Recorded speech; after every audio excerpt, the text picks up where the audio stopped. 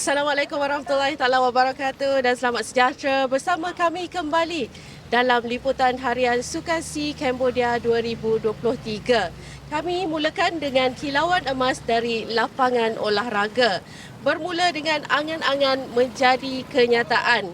Bumi Phnom Penh menjadi saksi rekod kebangsaan 400 meter berusia 22 tahun milik Zaiful Zainal Abidin lebur di tangan atlet yang pertama kali membuat penampilan di pentas Sukasi, Umar Osman. Tiada siapa menduga atlet muda berusia 20 tahun dari Johor ini mencipta sensasi tatkala lensa kamera lebih terarah kepada rakan sepasukan Shirin Samson Bellboy yang menepati ramalan menjuarai acara 400 meter wanita. Umar Osman mengejutkan semua media Malaysia yang membuat liputan di Stadium Nasional Morodok Teko dengan meraih pingat emas acara 400 meter lelaki. Malah lebih mengejutkan, Umar yang membuat penampilan kali pertama di pentas Sukansi berjaya memecahkan rekod kebangsaan acara tersebut yang berusia hampir 22 tahun oleh Muhammad Zaiful Zainal Abidin yang dicipta pada 2001. Umar mencatat 46.34 saat melebur rekod lama Zaiful Zainal, 46.41 saat yang dilakukan di Kejohanan Olahraga Remaja Asia di Brunei. Ya, sebab saya pun first experience, dan kalau tengok timing waktu kejohanan yang sebelum ni memang saya underdog. Ya, lepas tu semifinal memang saya ranking nombor 1 dan waktu tu pun saya tak yakin saya boleh menang nombor 1 sebab mungkin yang lain tak all out. Tapi yang final ni kali ni memang saya boleh all out 100%. Umar yang tidak dapat menahan air mata kegembiraan menjelaskan terpilih mewakili negara ke Sukansi adalah peluang yang akan digunakan sebaiknya untuk mencipta kejayaan dalam acara yang disertainya. Saya sanggup tak habiskan tingkatan 6 dan masuk ke Politeknik sebab waktu tu pun result saya tak berapa elok dan coach risau saya tak sama belajar. Lepas tu kat situ pun dah rugi tahun sebab saya dah 2 tahun kat form 6.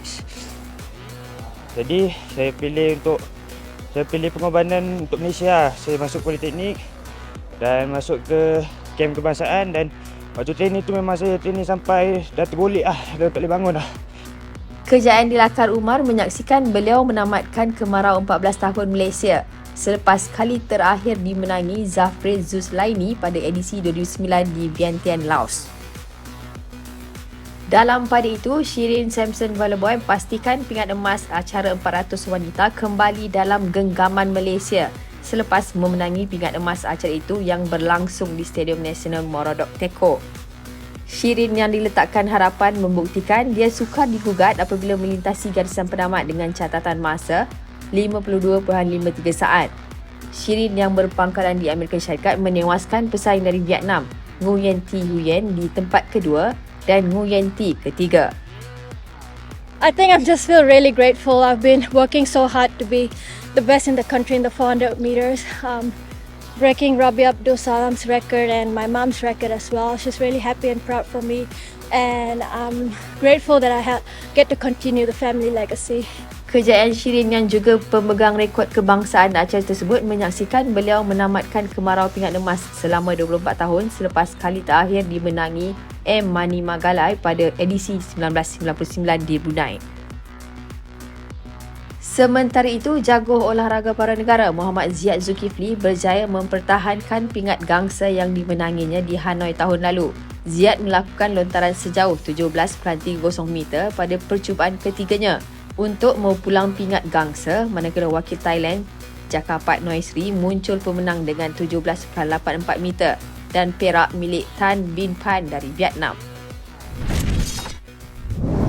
Penerjun negara Muhammad Syafiq Putih anggap pingat emas yang dimenanginya sebagai rezeki anak kedua yang dijangka lahir November ini.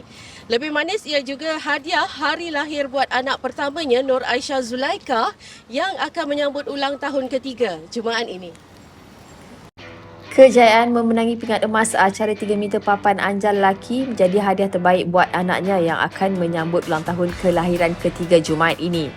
Lebih istimewa, Syafiq menganggap pingat emas tersebut adalah rezeki buat anak keduanya juga. Mengulas mengenai aksinya, beliau gembira catat nama sebagai penyumbang pingat emas buat Malaysia. sekaligus mempertahankan pingat emas yang dimenanginya pada edisi lalu di Hanoi. Of course happy, saya dapat mempertahankan pingat emas saya last year di Vietnam. So tahun ni saya dapat lagi satu pingat emas untuk Malaysia dekat SEA Games. So saya nak berterima kasih dekat MAS, OCM, MSN dan juga ISN. Diorang dah bagi komitmen yang terbaik untuk kita orang as a atlet. Syafiq merangkul pingat emas selepas mengumpul mata tertinggi 377.85 mata.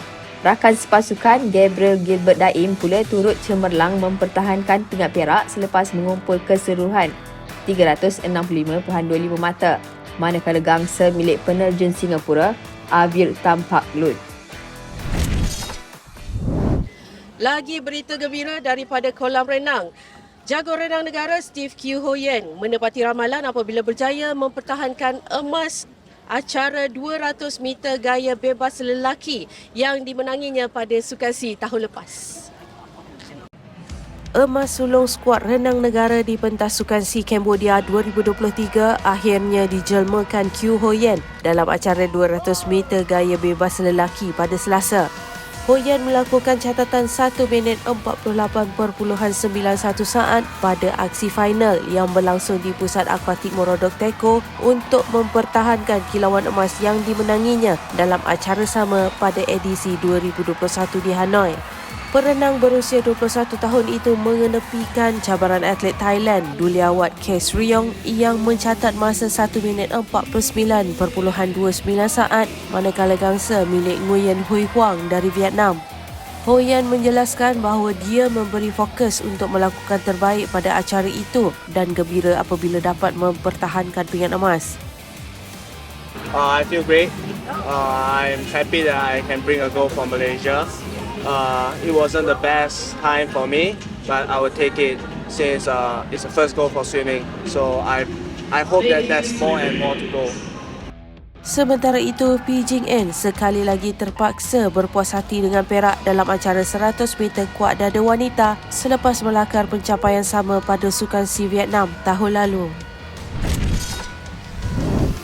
Skuad gimnastik artistik kebangsaan yang menutup saingan di Sukan SEA 2023 dengan tambahan 4 pingat gangsa pada hari terakhir saingan di Stadium Nasional Olimpik pada Selasa. 4 gangsa itu masing-masing disumbang Muhammad Syarul Aimi dalam acara kekuda berpelana, Eli Hamuda Abdullah untuk gelang Roman, Eng Chun Chen palang sejajar dan Luqman Al-Hafiz Zulfa menerusi acara palang tunggal.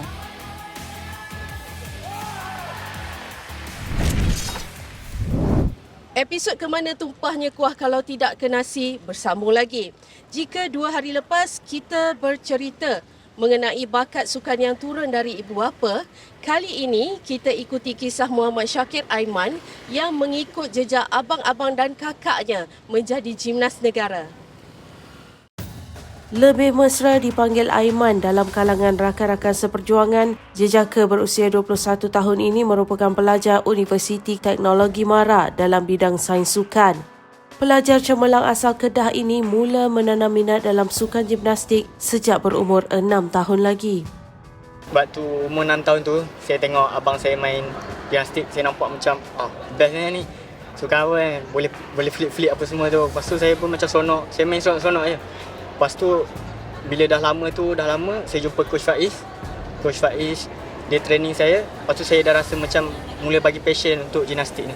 Saya dah jam 4, saya dapat masuk program. Tapi kejap je sebab saya keluar sebab ada masalah pasal persekolahan apa semua dengan family saya apa semua. Lepas tu, dan Sukma tahun lepas, saya dapat top 4. Dan kemudian Coach Yuliang ajak saya untuk join tim Malaysia, untuk jadi backup tim Malaysia untuk dapatkan bronze lah untuk kali ni. Nak balas dendam balik yang Hanoi tak dapat tu. Paling menarik, Aiman mengikut jejak 3 lagi adik-beradiknya berkecimpung dalam sukan gimnastik. Abang pertama, dia main dengan Coach Faiz. Tapi kejap lah, diorang main kejap je. Lepas tu abang nombor 2 saya, Syazul Azim. Dia main juga. Dia pun ada dapat medal kat Sukma dulu, apa semua, perak kan. Sekarang dia dah jadi coach. Dia jadi coach dekat Singapura. Kakak saya, dia main pun kejap je. Sarah nama dia. mula memasuki program latihan MSN pada akhir tahun 2022 ditambah dengan pengalaman kali pertama bertarung di Tamasya Antarabangsa, sokongan padu daripada keluarga menjadi pembakar semangat dirinya untuk membina nama setanding atlet Asia Tenggara yang lain. Mak dengan ayah sebab hari-hari mak pesan solat jangan tinggal apa semua. Dia doa. Dia percaya dengan Aiman boleh buat kat SEA Games ni. Dia lah yang selalu support, selalu cakap Aiman. Bagi ayah sebenarnya pun, ayah pun support Aiman. Dia walaupun dia tak tunjuk, dia jenis ayah jenis tak tunjuk, tapi saya tahu dia support saya. Saya nampak dia posting apa semua pasal saya. Lepas tu family saya lah paling support saya paling kuat sekali. Sekian sahaja laporan untuk kali ini. Ikuti perkembangan dan aksi kontijen negara di Sukan SEA Cambodia bersama kami setiap hari di YouTube Majlis Sukan Negara. Kita bertemu lagi esok.